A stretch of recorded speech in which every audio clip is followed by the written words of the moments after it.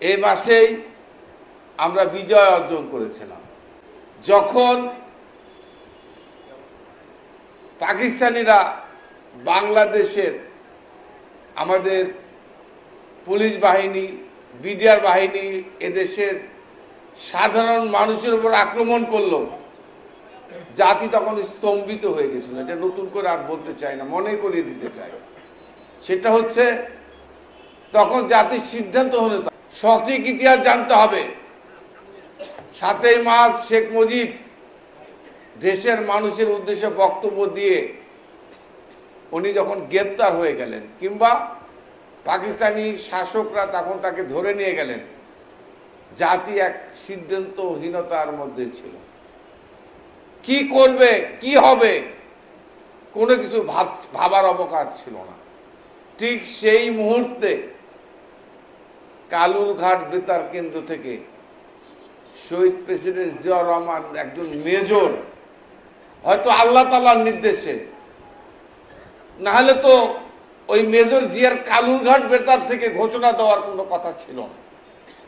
আমি বিশ্বাস করি আল্লাহ তাআলার নির্দেশে জিয়াউর রহমানকে কালুরঘাট বেতার কেন্দ্রে নিয়ে গিয়ে তাকে দিয়ে ঘোষণা দেওয়া হয়েছিল স্বাধীনতা যুদ্ধের, যে যুদ্ধের ঘোষণা শেখ হাসিনা নিজেও শুনেছেন। শেখ হাসিনার স্বামী শেখ ওয়াজেদ, উনি তার বইতে লিখেছেন, তার বইতে লিখে গিয়েছেন এই ইতিহাসকে। জাতির ওই কান্তি লগ্নে সেদিন হতাশা থেকে জাতিকে স্বাধীনতা যুদ্ধে এদেশের মানুষকে অংশগ্রহণ করার জন্য উৎসাহিত করেছিলেন আমাদের নেতা শহীদ জিয়াউর রহমান।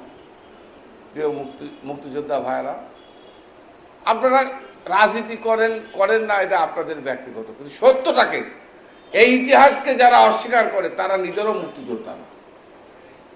কারণ যারা স্বাধীনতাকে স্বীকার করে না, যারা মুক্তিযুদ্ধকে স্বীকার করে না, যারা শহীদ জিয়াকে স্বাধীনতার ঘোষণা স্বীকার করে না, আমি মনে করি তারা নিজেরা মুক্তিযোদ্ধা না।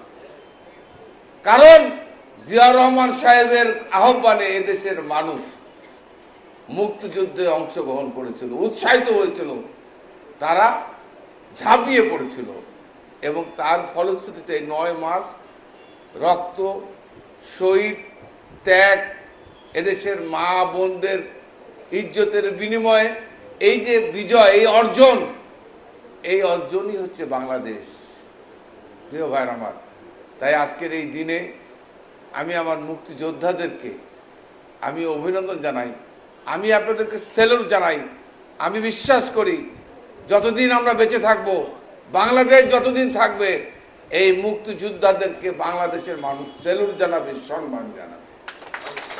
এবং আপনারা এও জানেন, এদের স্বাধীনতার পর এই মুক্তিযোদ্ধা মন্ত্রণালয়, এটা বিএনপি বানিয়েছিল। আজকে